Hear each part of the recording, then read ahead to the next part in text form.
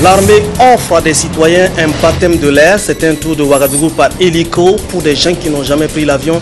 Des moments de grande émotion que de nombreux citoyens ont vécu ce jour. Siao 2012, on y découvre des artisans inventeurs qui proposent des solutions pour l'agriculture. Serveil Ido fait partie de ces innovateurs qui proposent une machinerie adaptée à l'irrigation et à l'égrenage du maïs. Ce journal sera largement dominé par le compte-rendu du Conseil des ministres de ce mercredi. 7 ministres vont expliquer les grands dossiers du Conseil de ce jour. Madame, Monsieur, bonsoir, bienvenue aux actualités du 20h. Où en sommes-nous avec la mise en œuvre des engagements pris par le gouvernement le 31 septembre dernier concernant les personnes mises en cause dans les rapports de l'autorité supérieure de contrôle d'État? Le Premier ministre se veut rassurant, le processus suit son cours. En attendant, tous ceux qui sont épinglés ne pourront pas être décorés le 11 décembre, même s'ils sont retenus pour l'être. Bion-Luc Adolphe Tiao donne de plus amples explications au micro de Sié Sylvestre Da. Il apparaît dans les différents rapports que d'abord il y a un premier lot de dossiers qui se trouvent déjà à la justice. Donc sur ces personnes, alors c'est la justice donc, qui va donc poursuivre le processus. Il y a un second lot de personnes visées et ces personnes en réalité se sont déjà acquittées de ce qu'on leur reprochait. Par exemple, pour des fonctionnaires qui avaient effectivement eu des trop perçus pour des frais de mission et d'autres dispositions. Donc ces personnes également ont réglé leur dette, si je peux l'appeler ici, vis-à-vis de l'État. Maintenant, il reste un gros lot, puisqu'en fait, le rapport met en cause environ plus de 300 personnes. Alors donc le plus gros lot, ce sont les rapports des personnes qui n'ont pas pu justifier les faits pour lesquels elles ont été incriminées. Alors vu la complexité de ce dossier, j'ai souhaité encore que les différents ministres puissent éclaircir pour chaque personne les faits qui leur sont reprochés. Parce qu'il est revenu que beaucoup de personnes qui ont été mises en cause n'ont pas été entendues par l'ACE. Alors comme nous ne voulons pas effectivement nous précipiter pour prendre des décisions qui pourraient donc se retourner d'ailleurs contre le gouvernement, donc j'ai donné encore un délai de 2 semaines à tous les ministres dont les agents sont concernés de leur demander de fournir des explications dans les 2 semaines à venir par rapport aux faits qui leur seront incriminés. Alors, c'est à l'issue donc de cette seconde opération que le gouvernement va prendre les décisions définitives qui seront sans doute transmettre les dossiers d'abord à la justice et puis relever ou sanctionner s'il le faut. Mais d'ores et déjà, j'ai donc également instruit tous les ministres que tous les agents qui sont mis en cause et qui n'ont pas pu exécuter, je veux dire, les rapports où les personnes ont à justifier encore leur situation, que toutes ces personnes mises en cause ne soient pas décorées le 11 décembre prochain. Nous allons donc regarder la liste. S'il y a des personnes dont les noms sont mis en cause, elles ne seront pas décorées. Le temps, effectivement, qu'elles puissent s'expliquer et que la justice puisse les blanchir. Le ministre de l'Environnement et du Développement durable et le ministre des Affaires étrangères et de la coopération régionale ont présenté au Conseil un rapport relatif au projet de loi portant autorisation de ratification du protocole de Nagoya. C'est un protocole sur l'accès aux ressources génétiques et le partage juste et équitable des avantages découlant de leur utilisation. Une dynamique poursuivie par la communauté internationale et qui a été obtenue après de longues tractations. Le ministre de l'Environnement et du Développement durable en parle au micro de Sié Sylvestre Da. Cette convention a 3 objectifs. Le premier objectif, c'est de la conservation de la biodiversité. Le deuxième objectif, c'est l'utilisation durable justement de cette biodiversité. Et le troisième objectif, et de loin le plus important, c'est l'accès aux ressources génétiques et surtout le partage juste et équitable des avantages qu'on peut tirer de l'utilisation de ces ressources. Il faut dire qu'en réalité, les pays du Sud possèdent l'essentiel de ces ressources génétiques et de ces ressources biologiques, mais la technologie pour pouvoir tirer le bénéfice et les avantages de certaines de ces ressources biologiques sont détenues par les pays du Nord. Donc c'est pour cela que nous souhaitons qu'il y ait un partage juste et équitable de tous ces bénéfices. Il faut dire que cette convention a décidé que lorsque une ressource est dans un pays donné, dans les limites juridiques et territoriales d'un pays donné, alors ça fait partie de son patrimoine. Et je voudrais vous citer exactement ce que la Convention dit. La Convention dit par exemple que, étant donné que les États ont droit de souveraineté sur leurs ressources naturelles, le pouvoir de déterminer l'accès aux ressources génétiques appartient au gouvernement et est régi par la législation nationale. Et la Convention dit aussi qu'il est accordé et il est régi par les conditions convenues d'un commun accord et est soumis au consentement préalable donné en connaissance de cause de la partie qui fournit les dites ressources. Donc pour dire que désormais, il y aura, parce que nous avons ratifié, un certain nombre d'États sont en train de faire la même démarche et d'ici quelques mois, lorsque cette convention qui est juridiquement contraignante va être mise en exergue, on ne pourra plus venir prélever de façon, j'allais dire, désordonnée et sauvage nos ressources génétiques, nos ressources biologiques pour des utilisations souvent que nous ignorons ou pour fabriquer des médicaments ou tout autre objet. Le ministre des Transports, des Postes et de l'économie numérique a présenté au Conseil un rapport relatif à la conclusion d'un marché avec la société Broadband Service SA en vue d'implanter une solution satellitaire consistant à connecter par réseau VSAT les 45 chefs-lieux de province, une solution qui pourrait être très utile à la Commission électorale nationale indépendante pour communiquer les résultats des élections en temps réel. Les précisions de Gilbert Noël Ouedraogo. C'est une solution qui est mise en place pour permettre à notre pays d'être raccordé sur l'ensemble des 45 provinces avec une solution de haut débit. Et l'objectif, c'est permettre que les résultats des élections municipales et législatives soient communiqués en temps réel par le satellite, de manière à ce que, à partir de toutes les provinces, on puisse regrouper l'ensemble des résultats au niveau des CEPI et qu'on puisse même faire de la vidéosurveillance et qu'on puisse transmettre ces résultats directement à la CENI au niveau de Ouagadougou et que ces résultats puissent être portés en temps réel à la connaissance donc, des uns et des autres au fur et à mesure que les dépouillements auront lieu.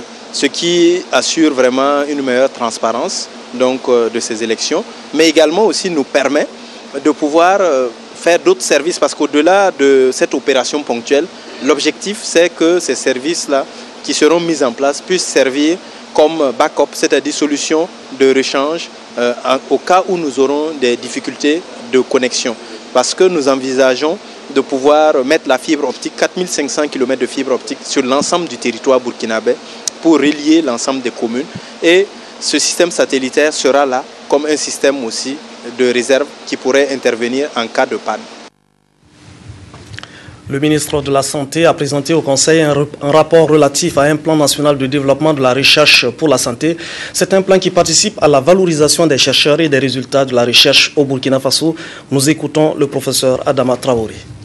Nous avons fait 3 constats. Le premier, c'est que nous avons des instituts de recherche dans le domaine de la santé qui sont assez vieux et qui existent depuis longtemps au Burkina Faso. Nous avons fait un deuxième constat, c'est que ces instituts de recherche font beaucoup de recherches et trouvent véritablement donc des approches pour pouvoir améliorer le système de santé.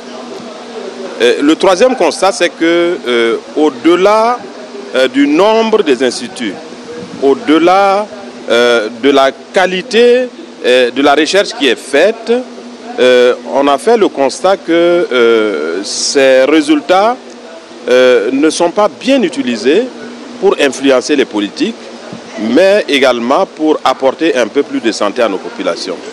Et face à ces constats-là, nous avons pensé que c'était extrêmement important d'élaborer un document qui donne le fil conducteur et qui permet donc au ministère de la Santé et à l'ensemble du gouvernement d'orienter cette recherche-là, la question de la recherche d'une manière générale. Si les instituts extérieurs nous apportent des appuis et nous aident à faire de la recherche, souvent ce n'est pas orienté sur des priorités nationales. Donc la question c'était de travailler pour que ce document nous accompagne à définir les priorités nationales en matière de recherche, à accompagner les chercheurs pour qu'ils puissent travailler dans ce sens, mais également à les accompagner pour qu'ils puissent matcher véritablement les résultats des recherches pour que les politiques puissent les utiliser pour redéfinir donc des politiques plus efficaces. Dans ce document également, un certain nombre de réflexions sont menées. Sont de ces réflexions la question du financement de la recherche, qui est une question centrale, la question institutionnelle de la recherche, pour laquelle il faut régler cette question pour que la recherche soit efficace, mais également la question des ressources humaines, parce que nous en avons, mais nous souhaitons les capacités, avoir un peu plus en nombre et en qualité pour les permettre de faire une recherche de qualité, mais également les infrastructures et l'équipement dans le domaine de la recherche pour la santé sont des questions qui méritent d'être améliorées pour nous permettre d'aller un peu de l'avant. Le ministre de l'Agriculture et de l'Hydraulique a fait pour sa part au Conseil un rapport relatif à la présentation de la nouvelle Alliance pour la sécurité alimentaire et de la nutrition. C'est une alliance tripartite entre les pays du G8, les pays africains et le secteur privé, comme nous le décrit le ministre Laurent Sédougou. Les pays du G8, dans leur approche pour aider un peu l'Afrique à sortir de la pauvreté et de la malnutrition, ils ont compris qu'il fallait mettre un accent sur le soutien aux pays africains pour promouvoir donc la production agricole. Et c'est ainsi qu'en 2009, ils ont pris la décision d'apporter un soutien, non seulement au plan technique, mais également au plan financier, pour justement permettre de booster nos programmes de production agricole. Alors, c'est ce qui a donné lieu à cette alliance, ce qu'ils appellent l'Alliance nouvelle pour la sécurité alimentaire et la nutrition en Afrique. Et nous avons commencé à faire un processus dans lequel, c'est un partenariat, dans lequel les pays du G8 s'engagent à nous soutenir effectivement un certain nombre de pays africains, mais dans lequel également les pays africains s'engagent à créer un cadre propice justement pour permettre le développement, n'est-ce pas, de l'agriculture, mais également s'engagent à créer les conditions pour attirer un acteur très important qu'est le secteur privé pour apporter sa contribution au développement du secteur. Donc, dans le cadre de cette nouvelle alliance, nous allons retrouver un partenariat tripartite, c'est-à-dire les pays du G8, les pays africains et le secteur privé. Pour ce qui nous concerne, nous avons été sélectionnés parmi 6 pays pilotes. Et donc dans toute l'Afrique, il y a 6 pays pilotes, parmi lesquels le Burkina Faso, et pour lesquels les pays du G8 ont fait des engagements sur le plan financier pour nous apporter en tout cas des financements à hauteur de près d'environ 600, autour de 600 millions de dollars pour encore renforcer notre production agricole. Le ministre de la Jeunesse, de la Formation professionnelle et de l'Emploi a informé le Conseil des ministres de la tenue du 3e sommet des jeunes leaders africains des Nations Unies pour les OMD, Roger Alnu. Ce sommet se tiendra à Ouagadougou du 19 au 22 décembre 2012. Le ministre Achille Tapsoba en parle au micro de Sylvestre Da. Il s'agit du 3e sommet des jeunes leaders des Nations Unies au niveau panafricain sur les OMD, qui se tient à Ouagadougou du 19 au 22 décembre prochain, sous le thème de la contribution des jeunes à l'atteinte des OMD, surtout après 2015, et quelle sera donc la situation sur le plan de la santé, notamment au niveau du défi de l'ONU-SIDA, à savoir tolérance zéro. Il s'agit d'un sommet qui est placé sous le très haut patronage de son Excellence, Monsieur le Président du Faso, et sous la présidence de son Excellence, Monsieur le Premier ministre, qui va avoir donc la participation d'invités de marque, tels que le directeur exécutif de l'ONU-SIDA. Éventuellement, nous attendons la princesse Mété de la Norvège, ainsi que des ministres en charge de la santé, de la jeunesse des différents pays africains et surtout aussi des experts dans les questions de jeunesse et de santé, de même qu'une délégation de la diaspora des Africains aux États-Unis. Il est entendu que ce sommet va regrouper 450 jeunes. L'intérêt du Burkina Faso, c'est que nous constituons un pays leader en matière d'organisation des jeunes, surtout engagés dans la réalisation des objectifs du millénaire pour le développement. Et aussi, nous constituons un exemple d'organisation des jeunes dans le cadre de la lutte contre le VIH-Sida. C'est les deux grands réseaux, le ROJALNU et le RAJS, qui se fédèrent donc au titre du Burkina Faso pour organiser cette importante rencontre. C'est également de par leur fait que sur le plan panafricain et sur le plan mondial, on accepte d'organiser ce troisième sommet ici au Burkina Faso. L'intérêt également pour le Burkina Faso, c'est que les OMD, c'est également des défis qui nous sont lancés. Et en tant que pays africain, le Burkina Faso fait des efforts dans le domaine de la lutte contre l'infection du VIH-Sida et des IST. Et aujourd'hui, le taux de séroprévalence est un indicateur de l'engagement du Burkina Faso dans la lutte contre le sida et un indicateur aussi de performance que le Burkina présente à la face du monde.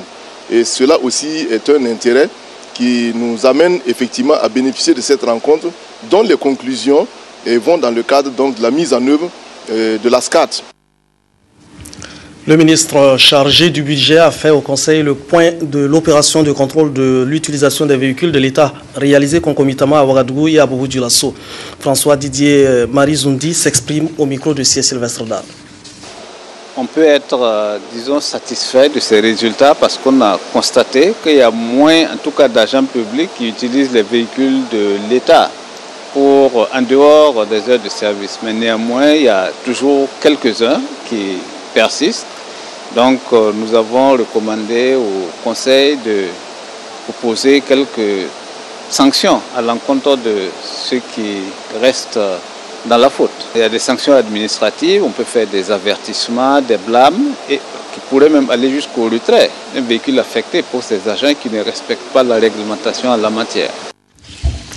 Voilà pour ce qui était du compte-rendu du Conseil des ministres de ce mercredi 30 octobre 2012. L'intégralité du compte-rendu du Conseil vous sera livrée après l'édition de 20h. En attendant ce communiqué, le ministre des Enseignements secondaires et supérieurs informe l'ensemble des acteurs et partenaires de l'éducation qu'une organisation dénommée Coordination des élèves et étudiants burkinabés appelle les élèves et étudiants à observer une grève de 48 heures les 2 et 3 novembre 2012.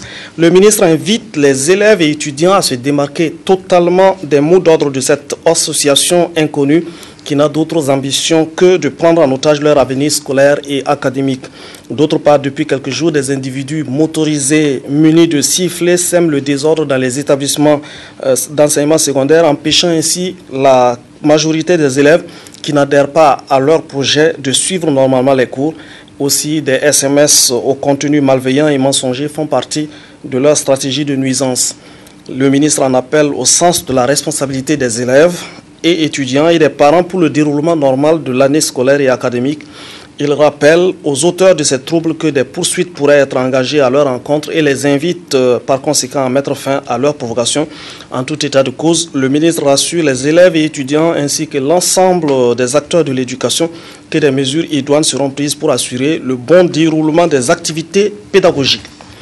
Et maintenant, des reportages auxquels vous avez droit. La première fois que l'on a pris un avion, on s'en souvient toujours, c'est un privilège que de nombreux citoyens de nos pays sous-développés n'ont pas l'occasion de vivre. Aujourd'hui, l'armée offre aux citoyens un tour de Ouagadougou par hélico. C'est un baptême de l'air dont les bénéficiaires ne vont pas oublier de sitôt. Simon Gongo. Les premières émotions d'un premier pas dans l'avion. Brigitte est à son premier vol. Avec l'hélico de l'armée de l'air, elle et ses compagnons ont visité Ouagadougou. À l'entrée, le capitaine Ouattara tient à rassurer, tout se passera bien. Juste un petit circuit d'une vingtaine de minutes. Voilà, donc nous allons mettre en route. Bon, ça va faire un peu de bruit, c'est normal, c'est un hélico. Mais on va y aller mollo mollo, comme on sait que vous n'êtes pas comme nous. Donc, on va prendre ça en compte et ça sera agréable, rassurez-vous. Voilà. Vous voyez un peu Ouagadougou de haut. Voilà. Et bon, voilà, nous tous. Même Brigitte et sa voisine directe sont à l'épreuve. Elle regarde à peine Ouagadougou, la vue aérienne qu'elle voit pour la première fois. Les autres en profitent pourtant. À la descente, elle confesse. J'avais un peu peur, hein. Mais après, ça s'est bien passé. Oui, j'ai bien visité la ville. C'était très bien. On a vu nos populations, comment ils marchent. Et puis c'est très bien. Ça s'est bien passé. Ah, vraiment, on est content. Oh. Ça s'est bien passé? Oui, ça s'est bien passé. C'était votre première fois? On a vu des villes. Bon, vraiment, on est content. Oh. C'était votre première fois, vous n'avez pas eu peur? Première fois de rentrer. Non, je ne suis pas eu peur. Grâce à l'armée, plusieurs autres personnes passeront à bord. 4 vols ont été programmés pour non seulement donner aux passagers de voler, mais aussi leur donner accès à la chose militaire, une manière de renforcer les liens avec la population civile. 52 ans de la création de l'armée burkinabé, les manifestations vont connaître leur point d'orgue demain avec le grand défilé militaire et civil. Hier, c'était la retraite au flambeau. Civils et militaires ont sillonné quelques avenues de la ville de Ouagadougou avec des torches à main. Au rythme de la fanfare, l'ensemble des corps militaires et paramilitaires et la société civile ont procédé à une retraite au flambeau. Une marche solennelle de recueillement en la mémoire des héros nationaux qui ont incarné des valeurs de dignité, d'intégrité et de patriotisme. Avec les flambeaux en main, ces hommes s'engagent à pérenniser ces valeurs héritées de leurs dévanciers en vue de bâtir un Burkina Faso de paix et de prospérité. C'est un message de souvenir envers nos dévanciers, un message d'espoir en direction de la jeune génération et un message de fierté parce que nous fêtons les 52 ans de nos forces armées. Les marcheurs avec ces flambeaux ont sillonné quelques artères de la ville de Ouagadougou. C'est l'occasion pour la hiérarchie militaire de plaider pour une armée soudée au service de la nation. Nous allons construire une armée nationale soudée, opérationnelle et objet de fierté nationale. Cette marche à travers les rues de Ouagadougou a montré à quel point nous étions proches de notre peuple et à quel point aussi les populations nous aimaient. Cette retraite au flambeau entre dans le cadre de la célébration du 52e anniversaire des forces armées nationales. Cet anniversaire est placé sous le signe du renforcement des liens armées-nation. Le Prytanée militaire accueille une nouvelle promotion, 74 élèves qui entrent en classe de 6e. Mais avant, ils ont dû subir les dures épreuves de l'initiation sur les principes cardinaux de la vie militaire. Ce samedi, ils ont reçu les attributs d'élèves du PMK. Les novices ont reçu des premières autorités des forces armées nationales le nom de baptême de promotion maturité en référence aux 20 ans de la réouverture du Prytanée militaire du Kadiogo, Sylvestre Da. Arrivé le 1er septembre en classe de 6e au Prytanée militaire du Kadiogo PMK, les 74 nouveaux élèves ont dit mériter leur place en tant que jeunes prytans. Ce samedi 27 octobre, ils ont reçu les galons, les bérets, les drapeaux et autres attributs. Ils peuvent désormais prendre part fièrement aux parades militaires parmi les différentes promotions du PMK. Pour en arriver là, il a fallu réussir la phase d'initiation dite de bleuissement qui a duré 1 mois. 4 semaines au cours desquelles ils ont appris à maîtriser l'éthique d'enfants de troupe sous la conduite de leurs aînés de la promotion de 1982. C'est une école militaire, donc il y a un certain nombre de pratiques, d'us et de coutumes qu'il fallait enseigner et ça, nous avons réservé cette période-là. Je dois dire que les enfants ont fait preuve de beaucoup de courage. Ils ont montré une facilité d'apprentissage, ce qui a facilité la tâche à leurs aînés qui étaient chargés de les encadrer dans ce travail. Maturité, c'est le nom de baptême donné à cette 6e promotion mixte du PMK. Elle compte 55 Burkinabés et 19 originaires des pays amis. Les filles sont au nombre de 23, dont 2 Nigériennes et 1 Béninoise. Une promotion qui fait déjà la fierté de son parrain. En 1 mois pratiquement, ils ont appris l'ordre serré. Vous avez vu tout à l'heure au défilé, ils ont été les plus applaudis. Ça veut dire que déjà c'est des enfants qui ont des prédispositions pour pouvoir ancrer et apprendre beaucoup. Et l'organisation même de toute la cérémonie, avec la sortie du drapeau, avec la cérémonie de remise des attributs. En tout cas, tout a été un ensemble bien fait et ce qui m'a beaucoup émerveillé. Cette cérémonie de remise d'attributs au nouveau président consacre la fin des activités entrant dans le cadre de la commémoration des 20 ans de la réouverture du Prytanée militaire du Kadiogo. Une commémoration à laquelle ont pris part les premiers responsables de l'école militaire du Niger et de la Côte d'Ivoire. Les organisations interprofessionnelles des filières agricoles, civicoles, pastorales et halieutiques ne devraient plus agir de façon disparate au Burkina Faso. Ces organisations disposent à présent d'un cadre institutionnel pour promouvoir leurs filières. Ce mardi, les députés ont à l'unanimité adopté un projet de loi dans ce sens. Ce texte de loi devrait permettre aux différents acteurs d'obtenir des produits qui soient compétitifs au niveau national, sous-régional et international. Retour sur la séance plénière d'hier à l'Assemblée nationale dans ce reportage de Anatole Nakoulma et de Anna-Lucie Kéré. Le projet de loi portant réglementation des organisations interprofessionnelles des filières agricoles, civicoles, pastorales et halieutiques au Burkina Faso, adopté à l'unanimité par la représentation nationale, comporte 43 articles nouveaux répartis en 6 titres. L'innovation majeure de ce texte de loi, comme l'ont souligné les différents intervenants, c'est qu'il devra permettre aux acteurs directs et indirects de ces filières de bien produire dans les meilleures conditions. Notre pays est un pays dont l'économie est essentiellement agricole.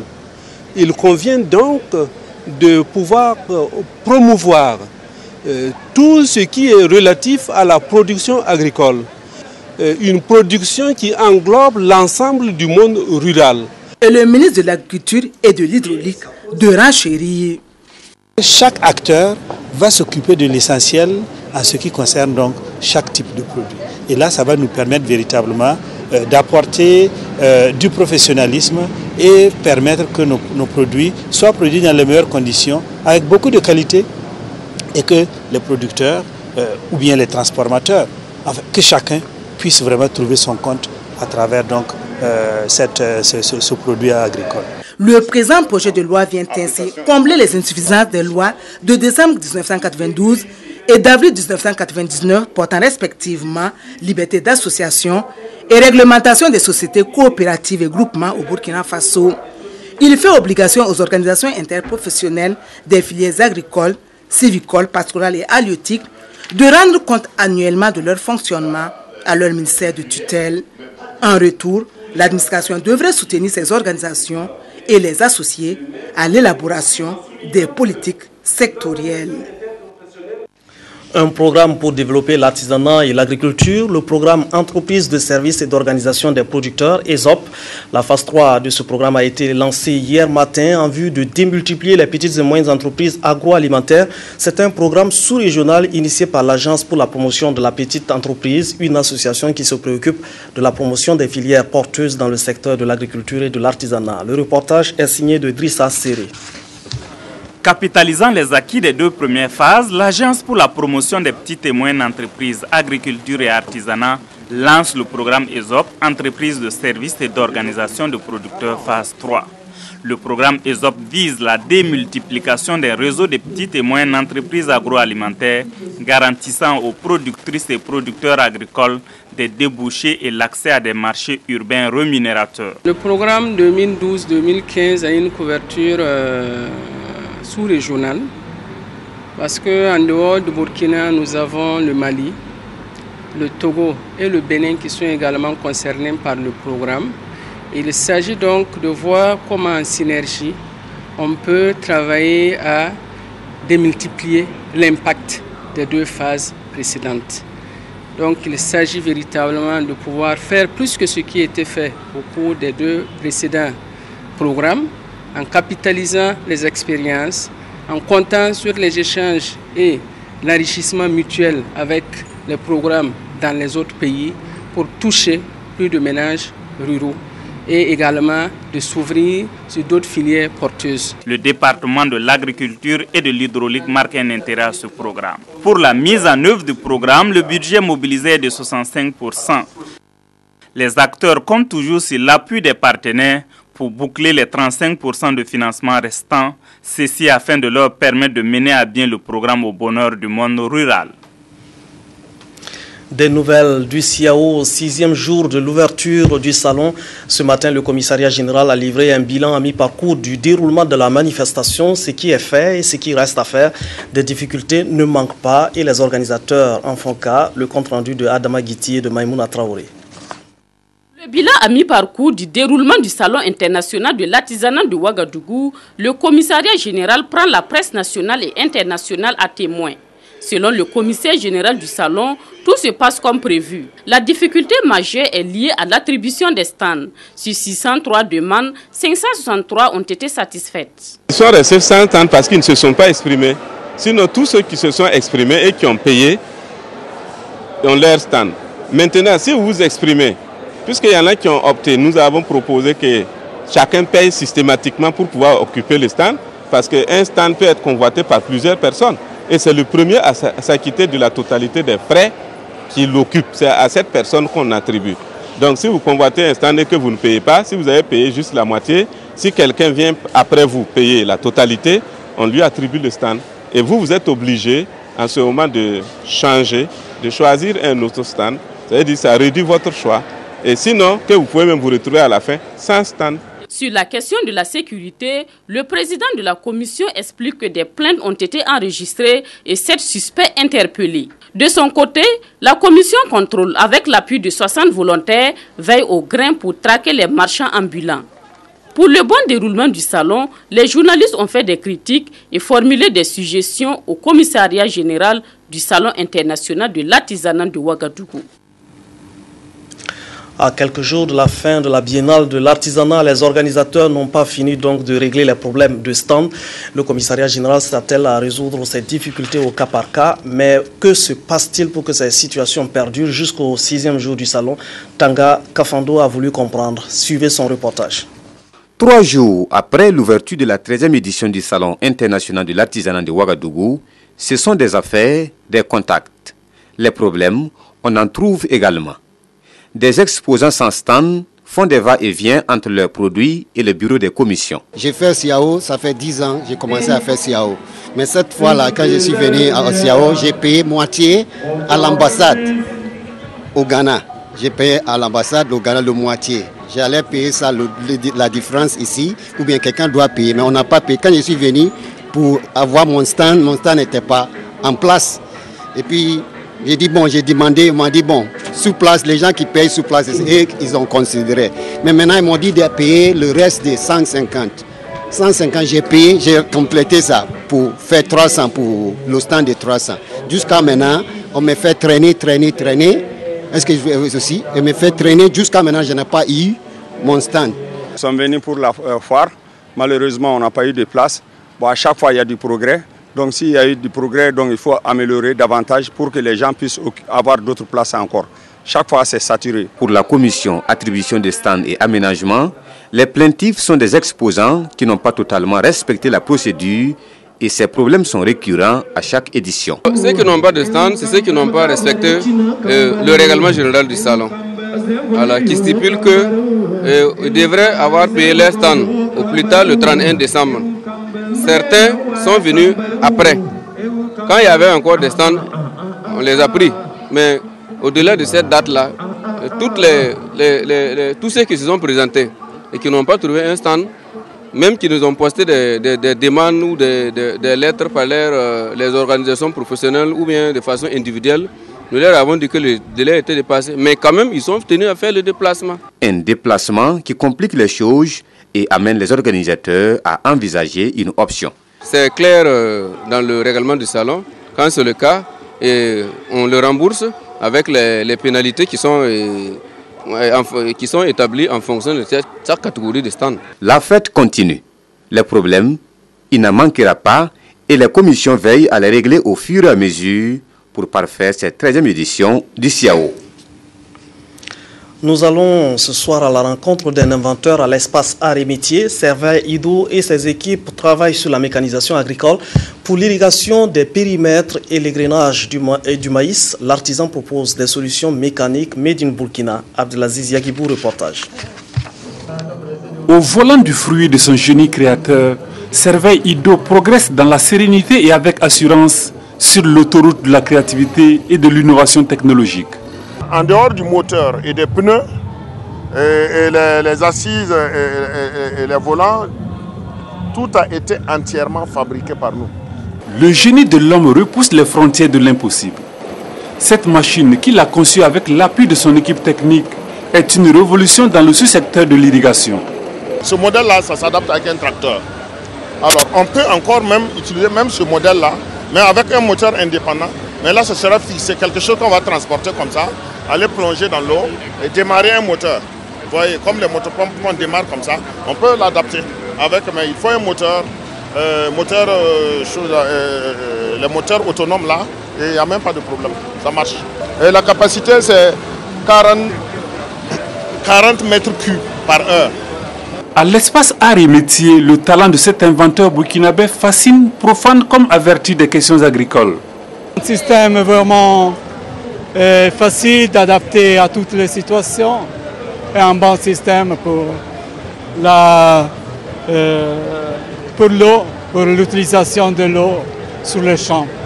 Le dévouement de l'homme pour l'essor du monde agricole s'est aussi traduit par la conception d'une machine destinée à l'égrenage du maïs. Ça, c'est une despatcheuse de maïs. Cette machine aussi fonctionne avec le tracteur. La transmission se fait de l'autre côté. On le branche. Mais ça n'empêche qu'on peut effectivement mettre un moteur autonome fixé, comme les moteurs Renault qu'on utilise pour les moulins et tout. Pour le faire fonctionner. Et là, c'est 1 tonne heure. 1 tonne de maïs par heure.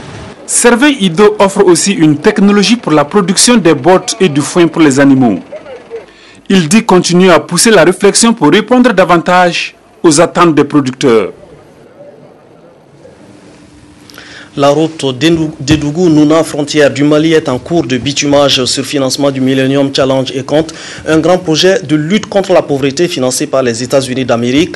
Les travaux de bitumage de cette route ont été lancés il y a quelques 3 mois. Les responsables du MCA Burkina ont voulu savoir à quel niveau se trouve le chantier. Selon les explications de l'entrepreneur, on est à 14% de réalisation. Le constat de Jean-Baptiste Ouedraogo. S'assurer que tout se déroule bien sur les différents chantiers et surtout s'assurer que la route en construction sera fin prête pour sa réception en février 2014, c'est l'objectif de cette sortie de terrain d'une délégation du comité d'orientation et de suivi du Millennium Challenge et compte Burkina. Selon les explications des entreprises en charge de l'exécution et du contrôle des travaux de cette route Dédougou-Nouna-Guibasso frontière du Mali, longue de près de 145 km, il n'y a pas d'inquiétude à se faire. C'est vrai qu'on sort d'une saison pluvieuse, mais actuellement, pour l'avancement de délai, on est à 30%. Avancement physique des travaux, on est à 15%. Avec la mise à jour de notre planning, actuellement, on est dans le délai du planning qu'on a pu mettre à jour et qui a été approuvé par l'administration. Le comité d'orientation et de suivi du compact du Burkina est en quelque sorte le conseil d'administration du Millennium Challenge et compte Burkina. Et à ce titre, il doit veiller à ce que le délai contractuel soit respecté par les entreprises devant conduire les travaux. C'est bon, les travaux avancent, mais il nous appartient, et surtout à l'entreprise, il appartient à l'entreprise de mettre des bouchées d'eau pour vraiment être dans les délais de 2 ans qui leur est donné. À la coordination du MCA Burkina, cheville ouvrière de la mise en œuvre de ce projet, cette visite de terrain a sa raison d'être. Nous sommes à 14% de réalisation physique sur le terrain et pour un décaissement de 20% en termes donc financiers. Nous, notre devoir, c'est de faire en sorte que l'optimisme des autorités ne soit pas un optimisme béat. Donc, nous avons le devoir tous les jours de mettre la pression sur l'entreprise pour que véritablement à la date prévue donc de réception, que cette date soit respectée. Le volet désenclavement du compact du Burkina Faso devrait coûter environ 200 millions de dollars et financé par les États-Unis d'Amérique à travers le Millennium Challenge Corporation. À Bictoro, dans la commune de Pabrié, on se réjouit de disposer d'un barrage, d'un dispensaire et d'un collège d'enseignement général. Des réalisations entièrement financées par le Conseil régional du centre, dont la stratégie prioritaire vise à développer les communes environnantes de Ouagadougou. Reportage Staline Nana. D'une capacité de près de 2 millions de mètres cubes d'eau, une digue longue de 600 mètres, telles sont les caractéristiques du barrage de Big Togo dans la commune rurale de Pabri. L'eau est source de vie et constitue un facteur déterminant dans la protection de l'économie agricole et de l'amélioration des conditions de vie des populations. Et cette retenue d'eau qui vient d'être inaugurée permettra d'accroître les revenus des populations. Cette réalisation a coûté plus de 400 millions de francs CFA entièrement financée par le Conseil régional du Centre. L'action s'inscrit dans sa stratégie de construction de barrages dans les communes environnantes de Ouagadougou. Ceci pour un développement équilibré entre ville et campagne d'ici à 2025. En plus de ce barrage qui devrait permettre aux bénéficiaires d'avoir des revenus substantiels, ils bénéficient également d'un dispensaire et d'un collège d'enseignement général. À l'Europénie, comme si on avait fait le déplacement à Ouagadougou, le concept Diane opère cette magie. Diane, c'est le dossier individuel des archives numérisées. Il permet à tout agent, là où il se trouve, de vérifier à travers l'Internet ces dossiers archivés au building Lamizana. Diane est en fait une extension des fonctionnalités du système alias accès en ligne aux informations administratives et salariales. Reportage Nyarkiteda. À partir de l'Europénie, dans la région du sud-ouest, à environ 450 km de Ouagadougou, Moussa Nebié, inspecteur de l'enseignement de base, parcourt via l'Internet ces dossiers archivés au building Lamizana depuis 1978, année de son intégration à la fonction publique. J'ai vu, en tout cas, par exemple, les actes de naissance, mes actes de naissance, mes certificats de nationalité, qui depuis 1978 que j'ai déployé à la fonction publique et que je retrouve. Il a pu feuilleter son dossier de 78 pages à partir de l'Europénie grâce à un nouveau concept lancé par le ministère de la fonction publique, du travail et de la sécurité sociale.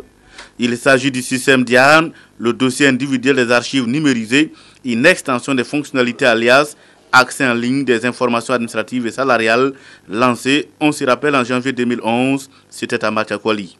En quelque sorte, c'est le dossier individuel de l'agent qui se situe au niveau des archives de la fonction publique, qui a été numérisé entièrement et mis en ligne, rattaché au système alias.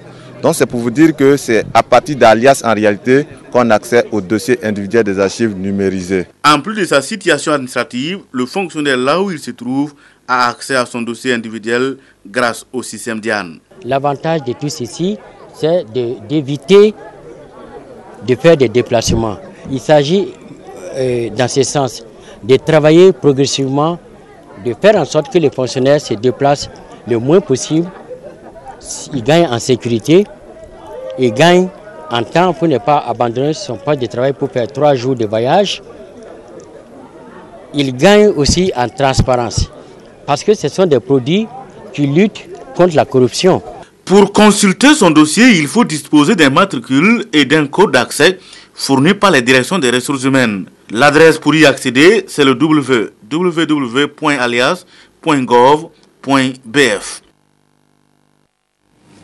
Une page santé pour boucler ce journal. L'association d'aide à la santé préventive Kimi lance à Koudougou, dans le Boulkemde, une campagne de sensibilisation et de dépistage précoce des cancers du sein et de l'utérus avec l'appui de la Société de gynécologie et d'obstétrique du Burkina Faso. Ces activités rentrent dans le cadre de la 4e édition de la semaine du ruban rose. Reportage signé de Safiatou Tamboula. Le cancer du sein est le cancer le plus diagnostiqué chez les femmes à travers le monde. Au Burkina Faso, il vient en tête des cancers génitaux de la femme et est la 2e cause de mortalité. Chaque année, un nombre important de femmes meurent de cette maladie, faute d'un diagnostic précoce ou d'une prise en charge conséquente. Nous savons que le manque d'information est là et c'est crucial. Il faut que les femmes sachent comment se prémunir contre cette maladie qu'est le cancer. Je suis vraiment heureuse ce matin de l'intérêt que les populations ont porté à notre manifestation à travers l'attention soutenue remarquée pendant la projection. La semaine du ruban rose, initiée par l'association Kimi depuis 2008, constitue une opportunité pour sensibiliser les femmes sur la nécessité du dépistage précoce. Nous avons assisté ce matin à une démonstration au titre de la prévention. Ce que je lance comme appel, il n'est jamais tard et nul n'est au-dessus de cette maladie. Donc à tout moment, consacrez quelques minutes pour aller vous faire dépister et mieux vaut prévenir que de guérir. À travers l'organisation de cette 4e édition de la Semaine du Ruban Rose, Kimi entend poursuivre les activités de sensibilisation et de conscientisation des femmes. Nous apprenons aux femmes à s'auto-palper. Alors les femmes apprennent d'abord à s'auto-palper et ensuite il y a des médecins gynécologues qui sont là, qui s'assurent qu'elles ont bien appréhendé le geste et qui les examinent par la suite. Nous allons former quelques prestataires sanitaires au dépistage du cancer du col de l'utérus. Les populations de la cité du Cavalier Rouge sont invitées à visiter l'espace focal de Kimi, sis à l'hôpital de l'Amitié de Koudougou, où elles bénéficieront des séances de projection de films sur les cancers, des séances de dépistage du cancer du sein et du cancer du col de l'utérus. Voilà, c'est la fin de cette édition, mais nous restons ensemble pour le compte-rendu du Conseil des ministres qui vous sera proposé juste après ce journal. Bonsoir.